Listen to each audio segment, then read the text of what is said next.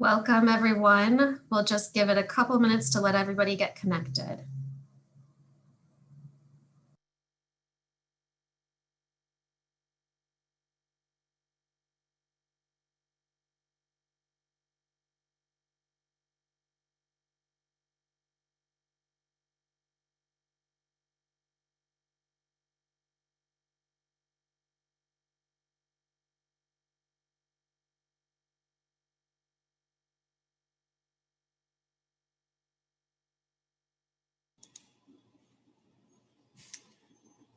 Hi, everyone. Thank you so much for joining us this afternoon for this quick informational session on the Foundation for Teaching Economics in our pre-college programs for this upcoming summer.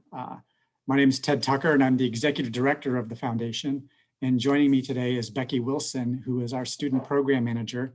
And I think she's put together a great presentation to provide you some information about what's happening at FTE for the summer and our schedule, what our plans are regarding COVID and virtual programs. So what I'd like to do is turn it over to Becky for her to run through the presentation. We would ask that you use the Q&A feature for questions. I think right now we'll run through the presentation first and then take questions at the end. So Becky, you want to take it away? All right. Hi, everyone. My name is Becky Wilson, and I am the Student Admissions and Program Operations Manager at the Foundation for Teaching Economics. Our name kind of says it all. Foundation for Teaching Economics has the goal of introducing high schoolers to an economic way of thinking. We offer selective summer programs for high school students interested in learning about economics and leadership principles. This summer, we're offering 22 different programs, both in person and virtually. Campus programs are 6 days in length, and tuition is $18.50, which includes room and board. Virtual programs are 5 days in length and cost $700.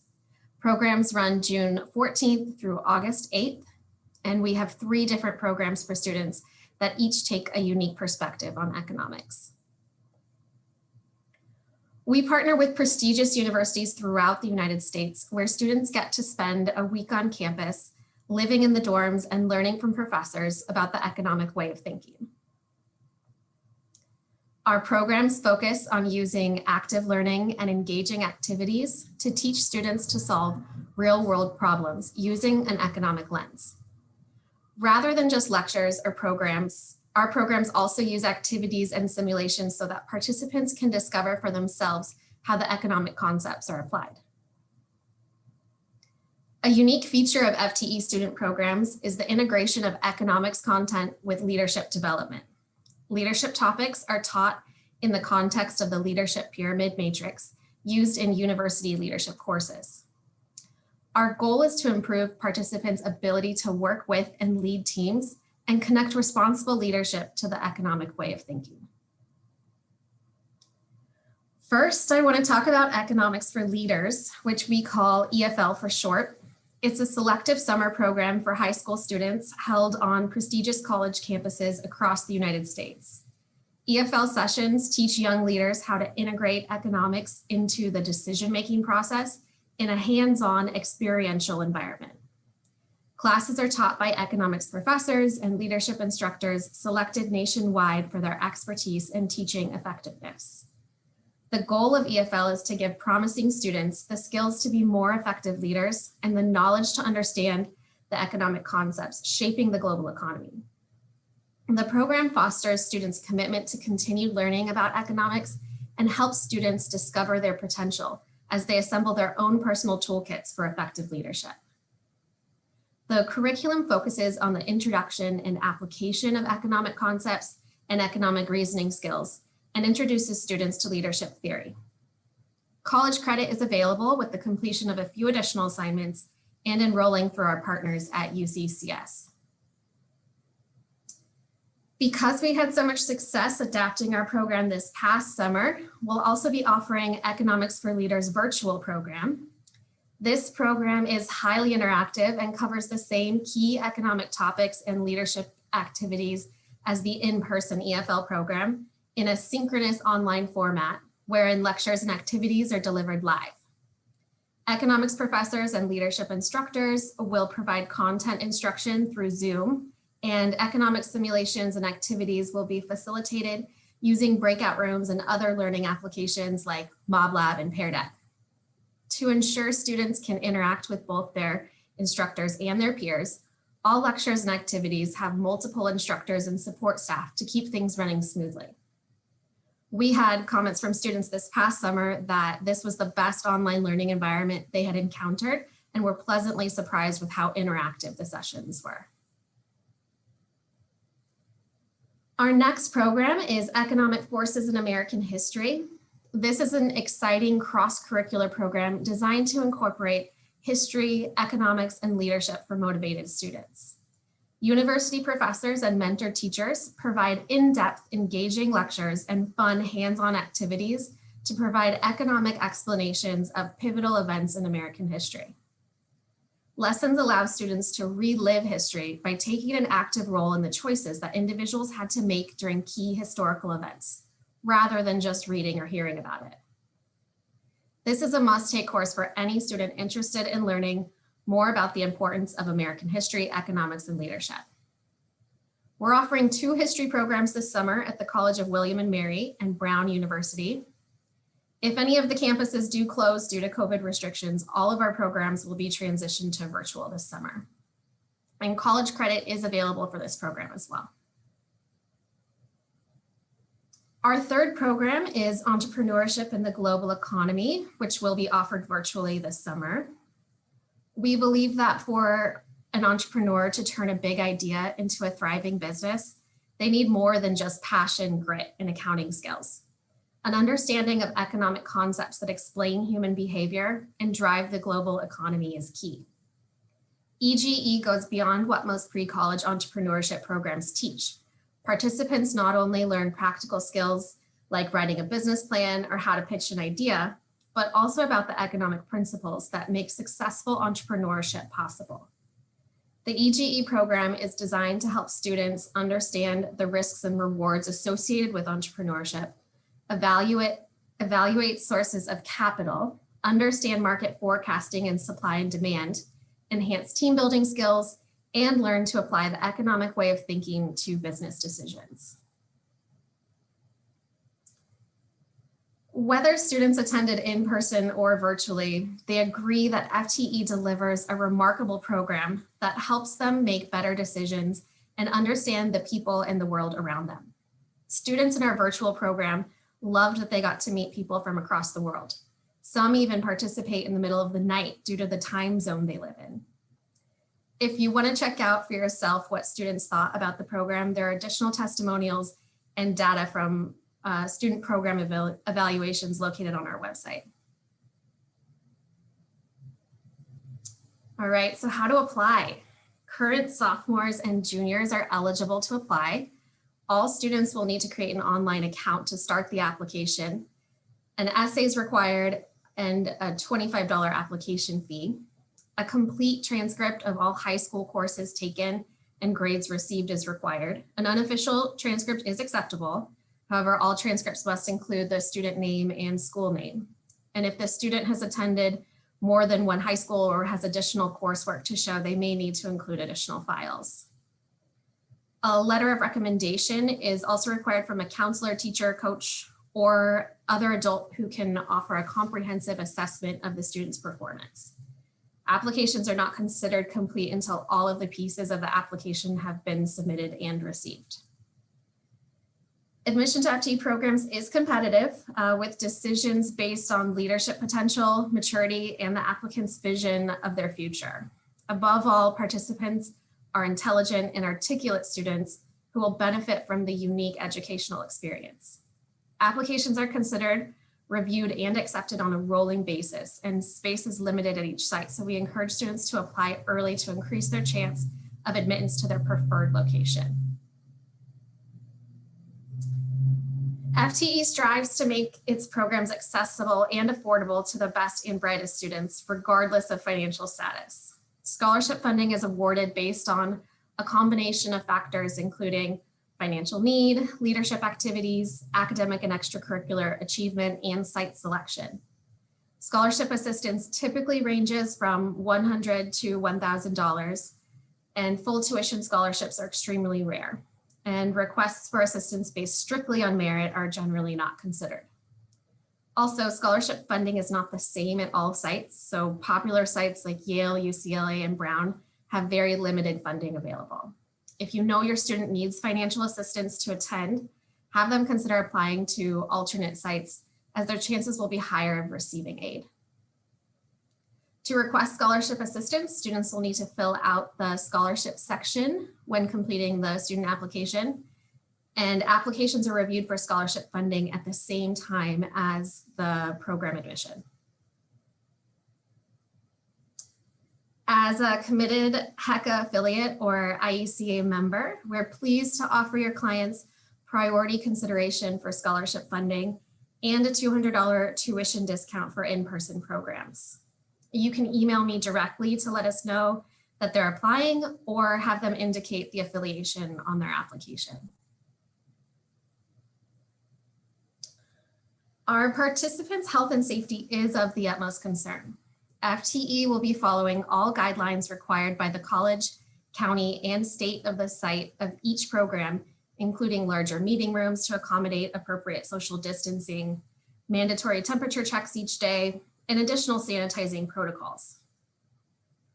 Because the situation is ever evolving, updates to these policies will be available as the program date approaches and current health guidelines are known.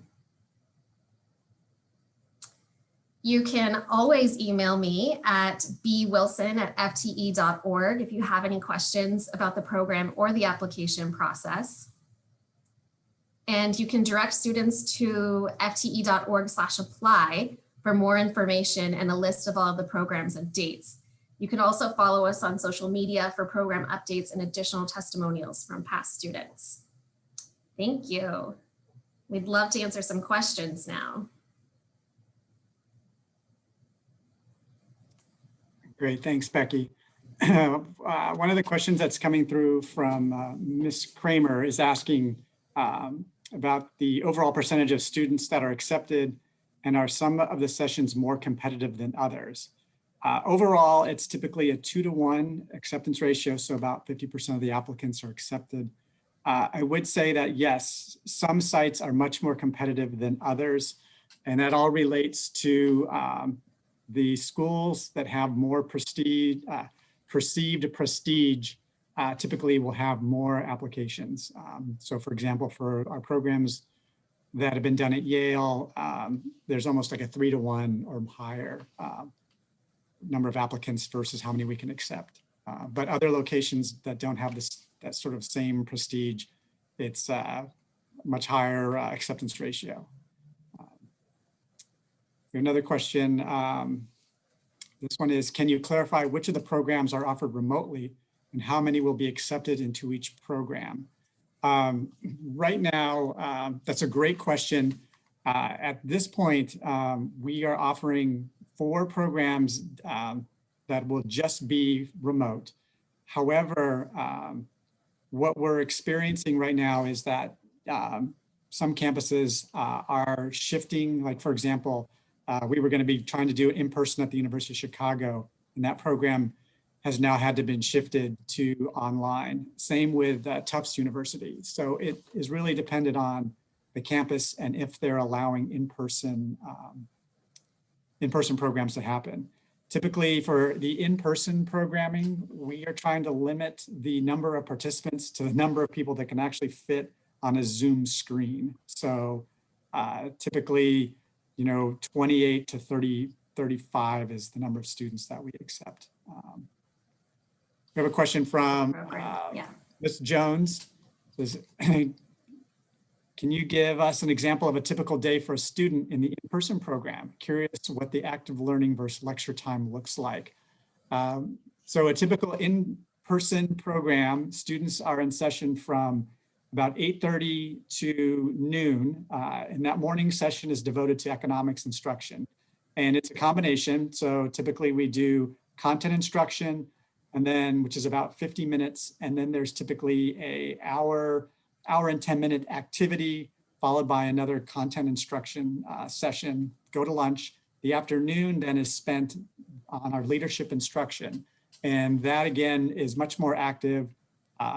Typically there's about 30 to 40 minutes of content instruction, followed by an activity.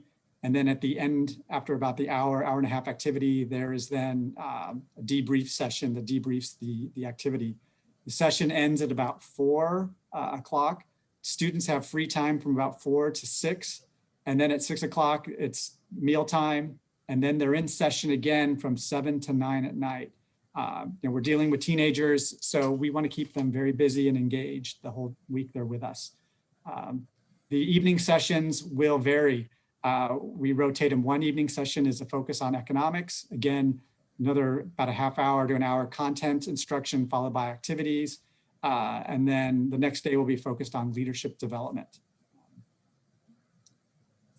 So we have a question from Jeffrey. Did you mention the HECA IECA discount was for in-person programs? What about remote programs? So go ahead, Becky, sorry. I was going to say, so currently we only have the discount for the in-person programs. And part of that has to do with how we've attempted to make the remote programs extremely accessible, including financially. Did you have anything to add to that, Ted? Nope, that's perfect. Thank you. So Ms. Parker is asking, can a student apply in person but switch to remote as situation might change? The answer is yes, provided that there's space available. And then Ms. Parker also asks, where are your professors from? They're from universities around the country. Your professors from UC Berkeley, Wake Forest, Clemson, Hillsdale College, University of Texas.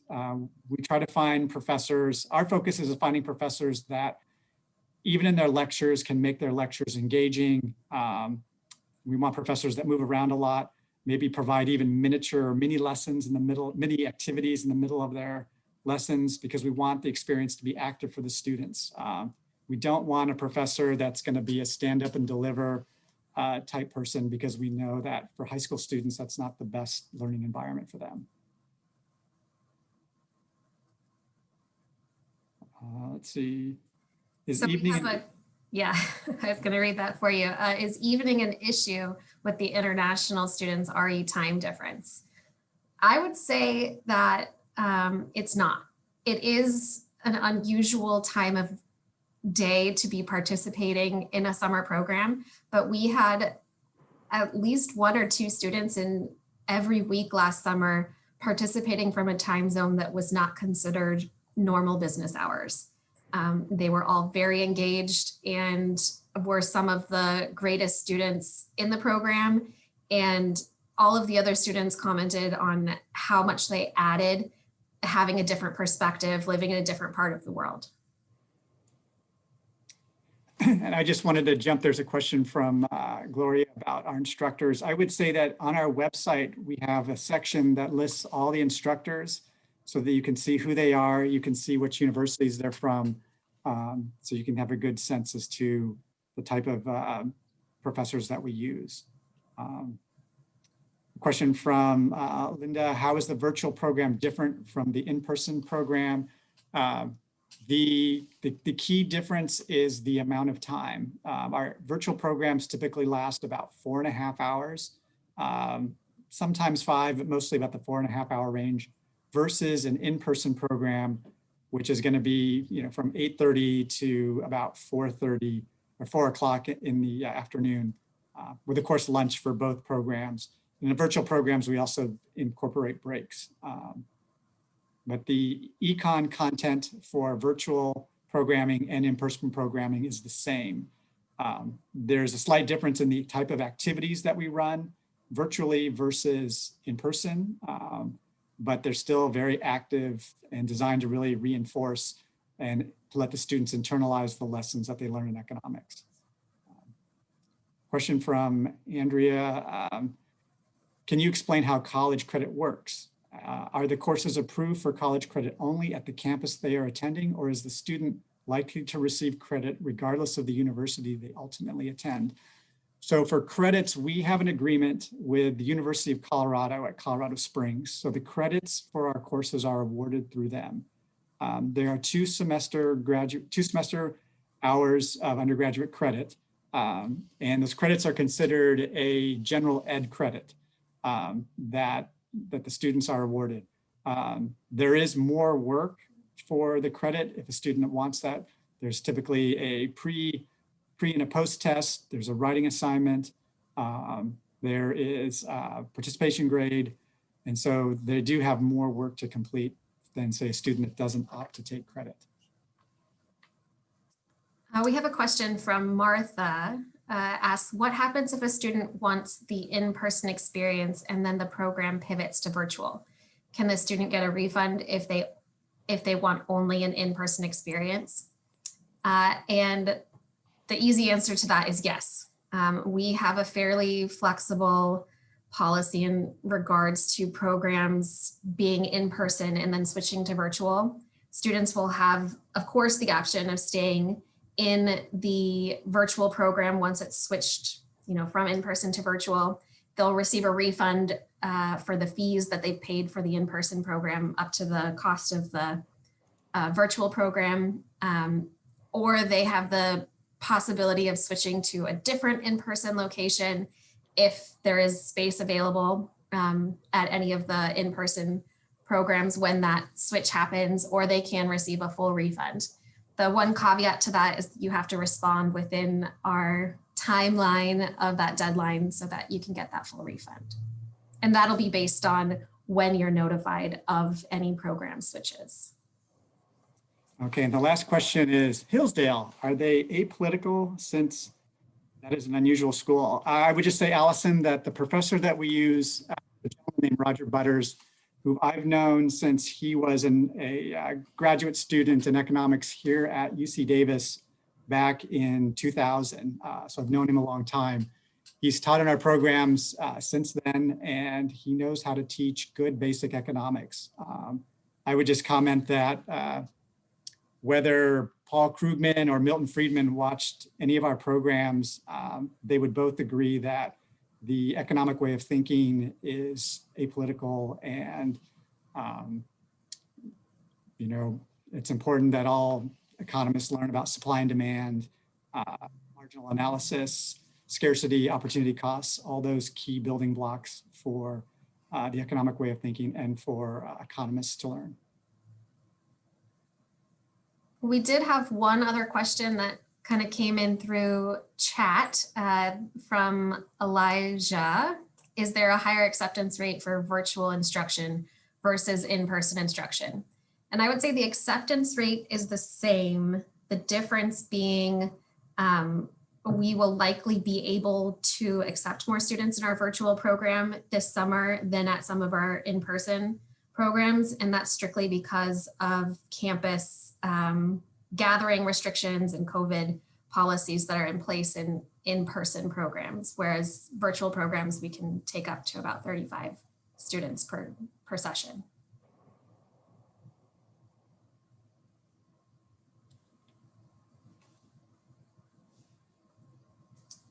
Okay, so can you want to handle that last question? How the students get the HECA discount? So there is a portion on our application that asks how students heard or how they were referred to our program, and you can select partner organization and enter in HECA or IECA. If you want to be sure that they get them, just reach out to me directly, and I'll make a note of it when reviewing applications and make a note in their file. Yeah, I would just reiterate Becky's answer there. It's really important that if you do have students applying and you are interested in that HECA discount, to make sure you follow up with us directly. We do get, several hundred applications. And so, and especially as we get closer to various deadlines, it's helpful for us if you're letting us know about your students.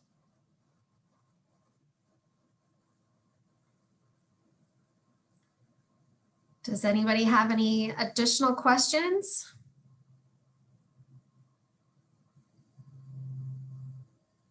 All right, do you have college internships or programs for past students who are majoring in economics? No, unfortunately, we don't. We just stay directly with high school students. That's our area of expertise. It's a great question, though. We do have some repeat customers in the sense that if students participate in their sophomore going into junior year, they can come back the next summer and still participate in one of our other programs. We also have some alumni opportunities to kind of promote the program and reach out to all of the past participants, circles and friends. Yeah. So we try to stay connected the best we can. All right, maybe we've got about 4 more minutes for any more questions. We have a question about share a little bit about ourselves and the history of the program. I would just say that the FTE in its current form started back in 1991 with the first Economics for Leaders program. It was in Boulder, Colorado, at UC Boulder. And there were typically about 15 or 20 high school teachers and about 30 students that attended the program. The original Economics for Leaders program had both teachers and students attending because the FTE wanted to model what we thought are the best practices in the teaching of economics to the high school teachers. So the teachers would observe the activities, the way we lectured, the way we taught about the economic way of thinking, so that those teachers would return to the classroom and use our materials.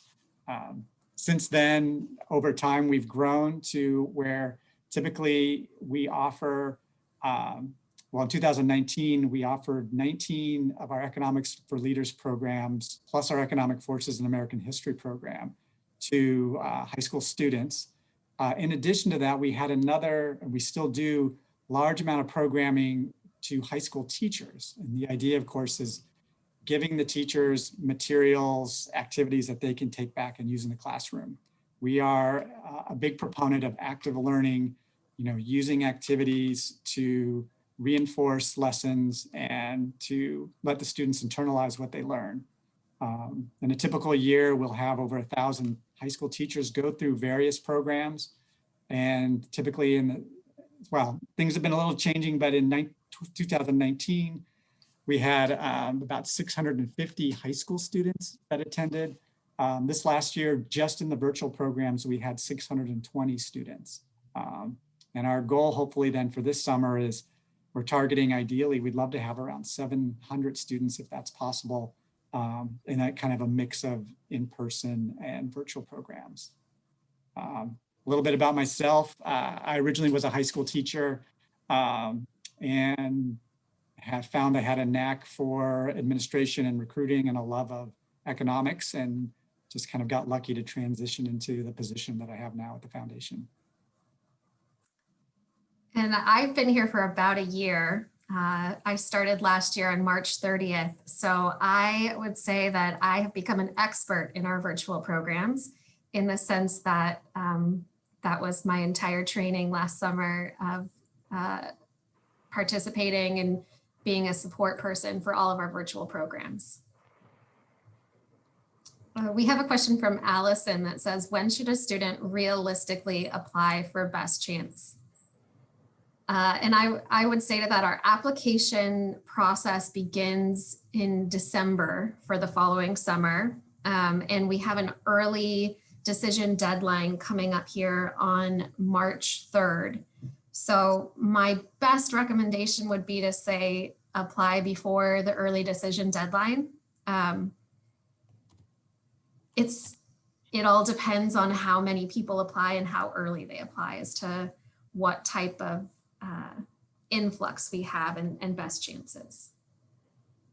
But especially for receiving admittance to a first choice location, the earlier you apply, the better.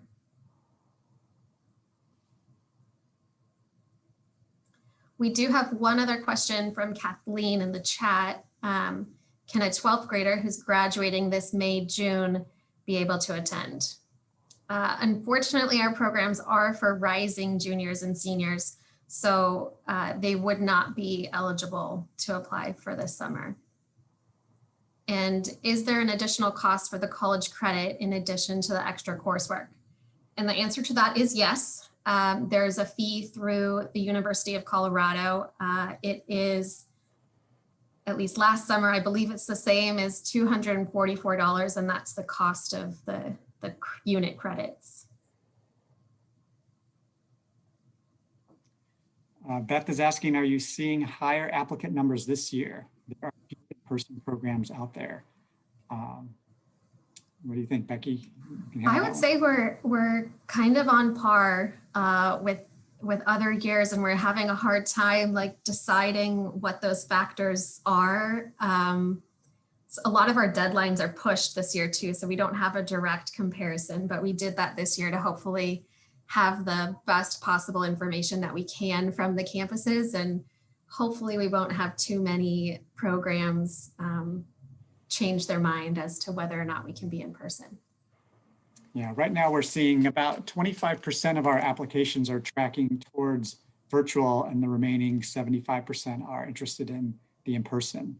I think the biggest hurdle for our programming, and I'm sure most other pre-college programs, has to do with the campuses still being unsure of whether they want to host groups on their campus or not.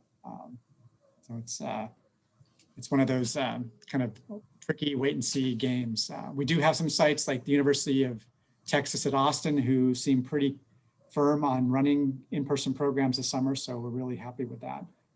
But then there's other programs such as what we're trying to do at CU Boulder that are, still telling us they can't make a decision yet. So but we're ready to shift everything online like we did last summer if that's what we have to do. We are committed to offering our programs and making sure students, whether it's virtual or in person, are going to get a high quality experience from us. And all three of our program offerings will be available online if that's needed this summer, if there's campus closures.